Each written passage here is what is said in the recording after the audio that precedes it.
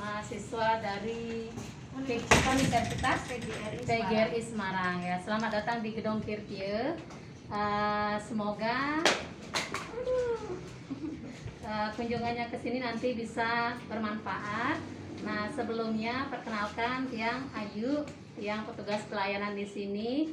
Sebenarnya kami bertugas 2 orang, cuma kebetulan ada juga yang satu lagi upacara. Nah, sekarang saya akan mencoba untuk menjelaskan tentang apa sih itu Gedung Kirtie. Nah, isinya itu apa saja ya. Gedung Kirtie itu merupakan sebuah museum lontar ya, yang isinya itu jadi kita koleksinya itu berisikan lontar, begitu juga dengan buku-buku tua. Untuk lontar, kita memiliki lontar sebanyak 2060 cakap lontar, dan buku kita memiliki 3000 lebih buku. Yang mana buku-buku yang kita miliki di sini itu sebagian besar menggunakan bahasa asing ya, yaitu bahasa Belanda dominannya. Karena dulu penggagas utama dari Gedung Kirtie ini adalah orang Belanda, yaitu Mr. Liefring, dan ada juga gagasan-gagasan yang datang dari cendekiawan Belanda, yaitu Van der Toek. Van der Toek memiliki banyak koleksi-koleksi buku. Cuman sayangnya beliaunya itu meninggal sebelum pembukaan dari Gedung Kirtie ini. Jadi beliau pun memiliki jasa yang cukup besar di Gedung Kirtie ini. Oleh karena itu banyak buku-buku yang Tuan Van der Toek itu simpan di Gedung Kirtie ini ya. Jadi sekarang saya akan mencoba untuk mengenalkan bagaimana sih proses pembuatan lontar tersebut ya. Awalnya kita proses pembuatan belangkonya dulu. Nah, dilihat dari sini. Nah, ini contoh dari pohon lontar. Ya, daun lontar ya, bukan pohonnya. Kalau pohonnya ada di luar ya, maaf. Ini contoh daun lontar. Nah, sebelumnya kita akan memilih daun-daun yang memiliki kualitas yang bagus. Nah, setelah itu kita akan menggunakan beberapa media seperti sabit, ada gunting, pisau, penggaris, sama pensil. Nah, semua alat ini kita gunakan dalam proses pemetikan daun lontar. Setelah daun itu dipetik, kita akan merendam. Sebelum direndam, kita akan merebusnya dulu. Nah, kemudian ada proses di sana dari pohon, kemudian pemetikan, kemudian pemilihan daun, kemudian setelah itu kita akan merebusnya. Dalam proses perebusannya ini ada beberapa media yang kita gunakan, yaitu ada gambir, ada cabai puyang, kemiri, cengkeh, kemudian buah pala, daun lili gundi, kunyit, serta merica. Yang mana tujuan dari penggunaan media ini adalah untuk membuat daun lontar itu menjadi awet ya. Setelah proses perebusan, maka daunnya itu kita jemur. Setelah dijemur, baru kita press. Nah, ada 2 tipe presser, ada 2 tipe penjepit. Ada itu yang pertama dan ini yang kedua ya. Kemudian di penjepit yang kedua ini kita akan meratakan pinggiran dari daun lontar tersebut ya, yaitu dengan menggunakan alat yaitu serutan ya. Setelah beberapa lama proses penjepitan bulanan ya, akan bisa lebih dari 3 bulan untuk proses penjepitannya agar daun itu benar-benar lurus ya. Setelah itu maka akan menjadi sebuah belangko. Nah, yang mana ukuran belangko dari lontar tersebut ada macam-macam. Ada yang mulai dari ukuran 35, ada yang 40, dan ada yang menggunakan ukuran yang 50 cm ya. Setelah itu baru nanti ada proses penulisan. Nanti saya akan coba menunjukkan bagaimana proses penulisannya. Cuma di sini saya akan mencoba memperkenalkan alat-alatnya ya. Alat-alat yang kita gunakan untuk menulis di atas daun lontar yaitu ada dulang, ada bantal ya. Biasanya bantal ini ditaruh di atas dulang. Setelah itu baru tangan kita berada di atas bantal ya. Nah, terus ada pisau. Pisaunya tuh ada 2 macam. Ada pisau untuk menulis, ada yang digunakan untuk menggambar ya. Pisaunya itu ada istilahnya, ada dalam istilah Bali kita sebut dengan pengerupa ya, pengerupa. Setelah itu ada kemiri yang sudah dibakar. Kemirinya kita campur dengan minyak serai agar tulisannya itu bersih dan juga bisa timbul ya. Nah, setelah itu baru kita goreskan pisaunya. Ya. Kemudian ini ada tempat penyimpanan lontar, itu disebut dengan keropak. Ya, keropak untuk tempat penyimpanannya, sedangkan alat untuk menulisnya disebut dengan pengeropak.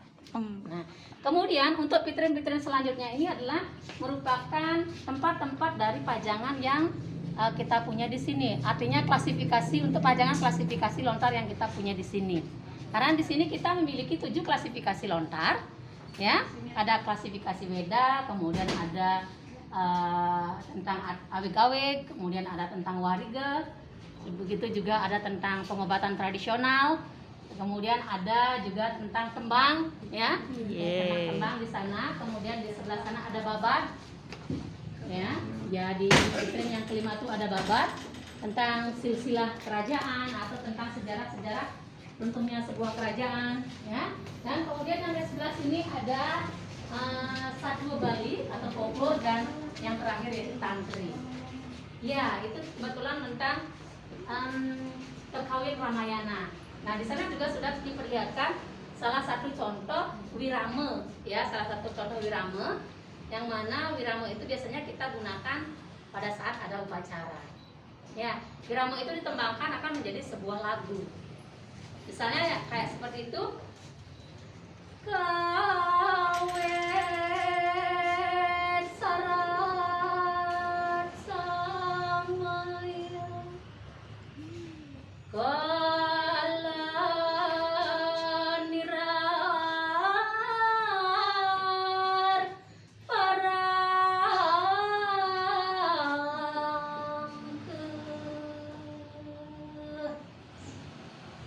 adon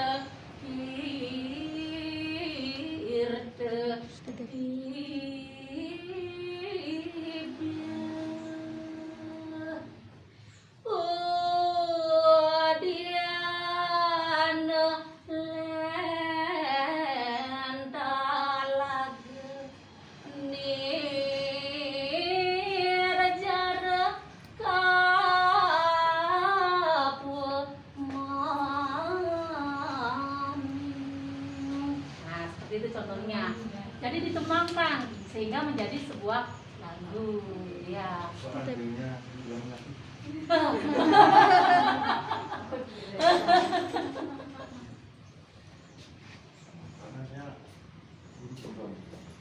gitu. Apa kalau dibilang tak jelek lagi nantinya Pak? Bagian pelayanan. Bagian pelayanan di Museum Gedong Gede Singaraja, Buleleng. Nah, terima kasih. Terima kasih.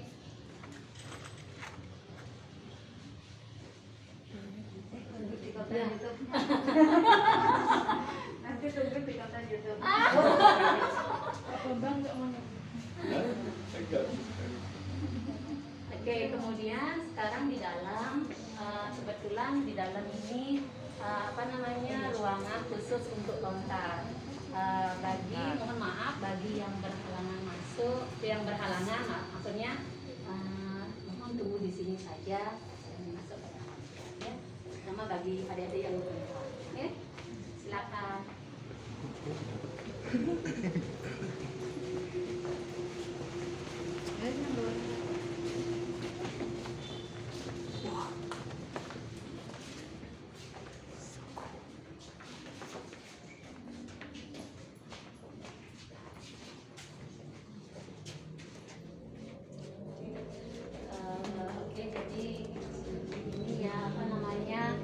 Lontar yang kita punya di sini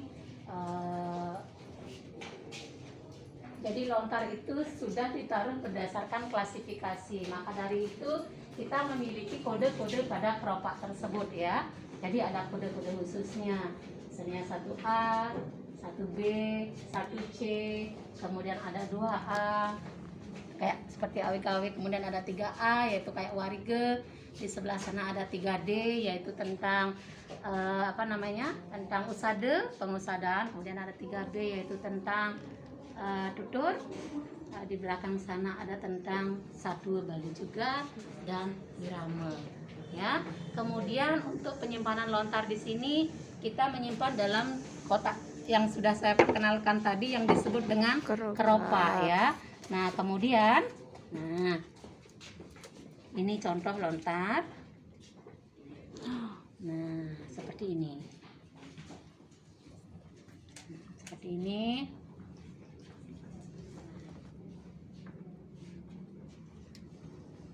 Jadi untuk keamanan dalam penyimpanan lontar di sini kita menggunakan kapur barus untuk menghindari rayap ya. Nah, kemudian dalam proses penulisan lontar kita menulisnya itu sama kayak seperti buku. Jadi kita menulis dari kiri ke kanan, atas ke bawah. Jadi bolak-balik dia kayak buku. Ya. Kemudian dalam proses penulisan di atas daun lontar itu tadi sudah saya sebutkan pula bahwa kita menggunakan sebuah pisau. Pisaunya itu disebut dengan pengerupak. Jadi dalam proses penulisan di atas daun lontar itu kita sangat berhati-hati ya, kayak proses meditasi sih sebenarnya. Karena kalau dalam proses penulisan di atas daun lontar, kalau kita menggunakan melakukan sebuah kesalahan dalam proses penulisan tersebut, kita tidak bisa menggosoknya. Tidak ada tip X, tidak ada penggosok atau penghapus. Jadi kita hanya bisa menjadikan huruf itu menjadi huruf mati. Itu pun kalau sering dilakukan bisa aja orang-orang tuh merasa gimana ya, meragukan arti dari lontar tersebut. Maka dari itu kita harus benar-benar hati-hati ya. Mungkin 1-2 huruf bisa kita jadikan huruf mati ya. Nah, jadi proses penulisannya seperti ini. Bisa saya tunjukkan. Nah, ini. Jadi pisaunya ya lumayan tajam ya.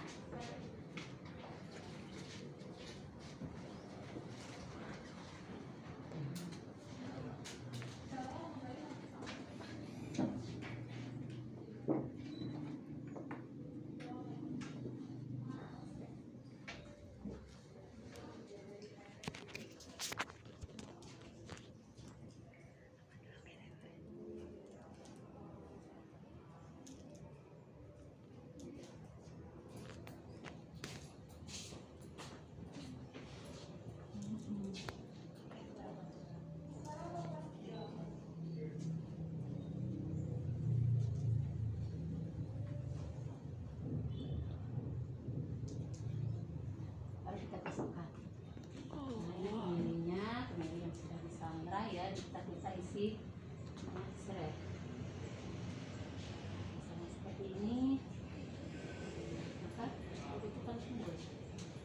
Proses menggosoknya pun itu juga harus satu arah, tak bisa bolak-balik gitu ya. Kalau bisa bolak-balik kan bisa seperti ini dia patah ya. Jadi harus satu arah saja. Nah, itu misalnya. Jadi tulisannya akan seperti ini. Jadi tulisan itu akan eksis dalam jangka waktu yang sangat panjang. Ya, bisa sampai ratusan tahun dia eksisnya. Ya, ketika tulisannya itu juga sudah mulai memudar, maka kita akan menggosokkan kemiringnya lagi. Di situ udah ya, langsung bisa dibaca hurufnya. Nah, seperti itu. Oke, ya. Kemudian di sini pula kita memiliki beberapa contoh dari naskah tua. Yang di sini kebetulan ada naskahnya Wooden Book, yaitu Kamus Jawa Bali Kawi Nederland. Nah, jadi ada 3 bahasa dalam kamus tersebut. Nah, ini juga bagian dari karyanya Dr. Han van der Tuk ya. Di sini. Ini karyanya Dr. van der Tuk. Kemudian untuk buku yang lebih banyak koleksinya lagi nanti bisa adik-adik semua lihat di ruang perpustakaan kami. Kebetulan ruangannya terpisah dari sini ya, sebelah nanti bisa dilihat. Nah, jadi untuk sementara hanya itu yang bisa saya sampaikan. Jika ada yang kurang dipahami bisa ditanyakan.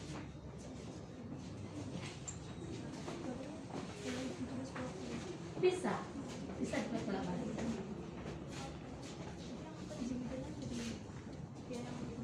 Indah, kalau penjilitannya di sini, yang di dalam.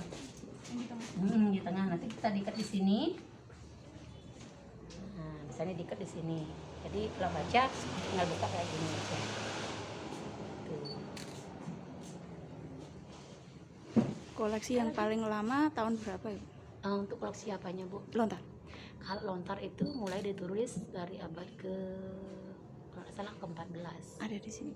Kalau di sini kebetulan kita nggak punya, ya, jadi kita makanya nggak bisa menunjukkannya. Cuman kita punya si lontar yang lumayan tua, cuman kita pajak di sini, Oh itu. di vitrinnya ya.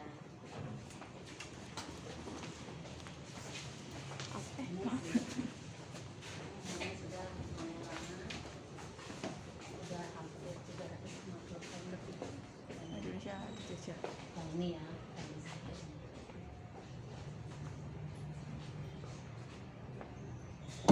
Kemudian kita juga punya lengangan prasasti.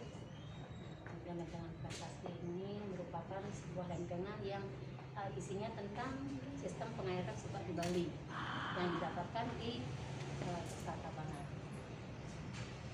Seperti itu. Kalau ada nggak Bu lontar yang keluaran tahun 2000 gitu? Yang paling 2000. baru. Oh, yang baru sih ada, karena proses penulisan daun lontar itu berkesinambungan. Berlanjut, bersambung. Ya, berlanjut. Setiap tahun kita punya produk baru gitu. Misalnya kita nggak punya di sini, jadi kita mengambil dari tempat lain, kita salin, kita kutip, kita taruh di sini lagi. Gitu.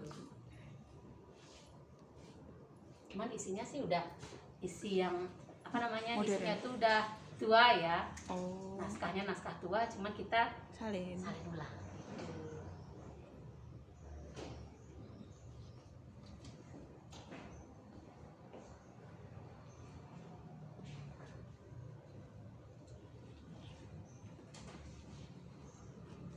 Terima kasih.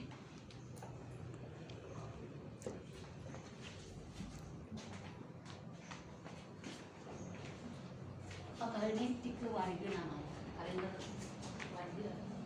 Kalau dulu kan sekarang kita sudah punya kalender nasional ya. Tapi kalau dulu ini yang dipakai acuan sebagai mencari dewasa atau mencari hari baik atau hari buruk yang harus kita hindari. Jadi ini yang digunakan. Jadi ada simbol-simbol tertentu.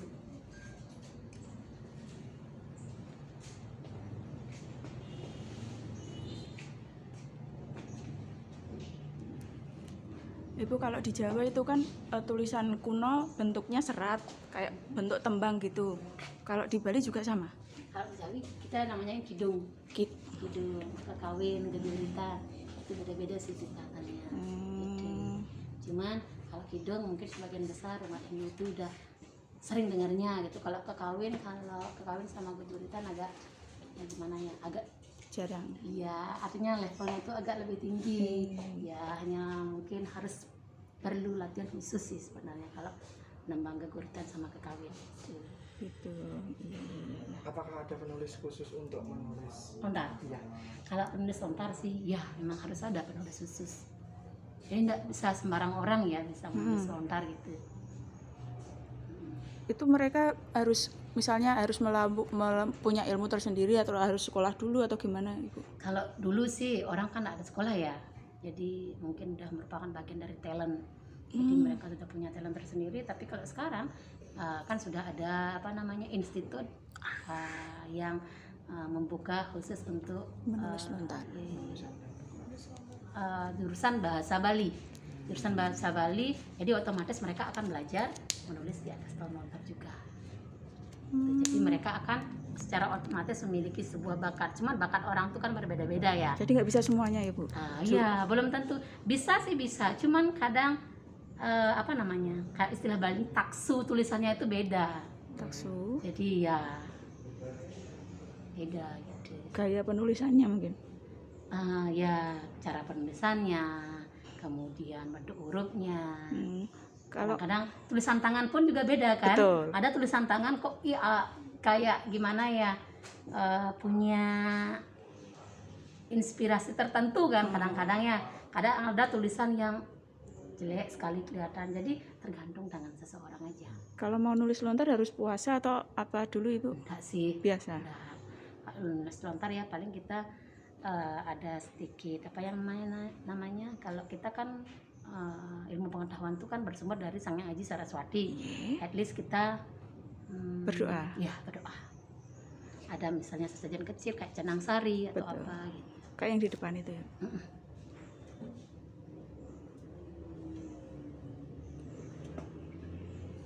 Ada Ibu lontar yang panjang banget.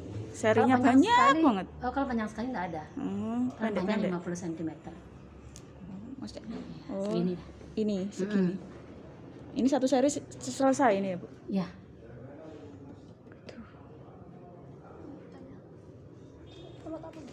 Oh, ini tempat sembahyang. Aku nggak lihat. Ya, setiap hari kita sembahyang di sini. Berdoa. Kemudian ada Hari Raya Saraswati. Hari Saraswati setiap 6 bulan sekali, jadi kita sembahyang bersama di sini juga. Jadi ada bantuan khususnya untuk untuk Saraswatinya gitu.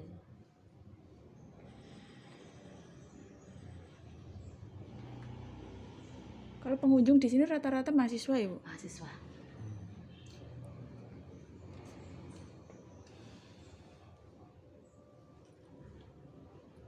Berarti ini semua itu bisa mempelajari tentang Bisa, semua orang bisa. Boleh. Boleh. Menulis pun juga. Kalau menulis sih nggak di sini tempatnya. Ini kan ada orang-orang khusus nanti yang bisa melatih itu, tapi bukan dari instansi kita. Gitu. Perbedaan box-boxnya itu Kalau itu box yang pertama yang kita gunakan kan seng, Iya. itu menggunakan seng ya, yang ini menggunakan kayu. Kalau box yang seng itu kan mudah berkarat dia, kalau kayu kan enggak ya. Jadi karena berdasarkan pengalaman tersebut maka box seng itu diganti dengan box kayu Yang atas berarti kosong ya Bu? kosong. kalau yang ada ukirannya Kalau ada ukirannya itu sebenarnya sih sama aja, cuman ada box yang disumbangkan dari oleh orang lain, ada yang dari membeli. Yang menyumbangkan ada yang ada ukirannya, ada yang tidak. Gitu. Yang memiliki makna khusus sih sebenarnya. Boxnya juga ukurannya hampir mirip ya Bu? Ya, kalau ukuran box sama. 50. Walaupun Lebih isinya kayaknya. beda-beda. Iya. Oh gitu. Biar gampang. kalau untuk perawatannya apakah Kalau perawatan kita menggunakan minyak sereh sama kapur barus. Kalau di Perpus Semarang itu Perpus daerah itu kan saya pernah ke sana ditutup karena ada penyemprotan. Ah gitu. Di sini juga gitu Bu? Kalau penyemprotan gini sih enggak. Penyemprotan apa maksudnya? Disinfektan? Bukan. Rayap. Oh, rayap. Rayap. Oh. Tapi pakai semprot gitu loh Bu. Karena nggak tahu mungkin kertas sih ya bukan Oh, lontar. Iya.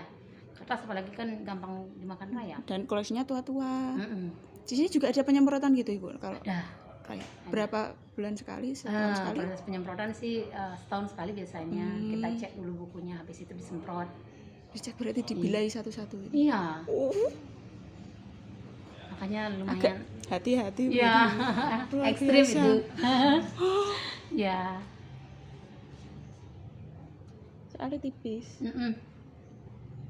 ini kalau simbol itu membuatnya berdasar kesepakatan bersama atau gimana kan artinya kan Kalau simbol-simbolnya itu sih memang iya kesepakatan dulu ya. Ada istilahnya apa namanya wawaran itu ya. Jadi hari apa yang harus dihindari untuk menanam mayat, kemudian hari apa yang baik untuk upacara. Jadi simbol-simbol ini hanya bisa dimengerti hanya oleh beberapa orang saja. Betul, saya Ya, saya pun juga susah. Maksudnya Hanya beberapa aja sih yang bisa dimengerti. kayak gitu. legenda di peta itu. Ya.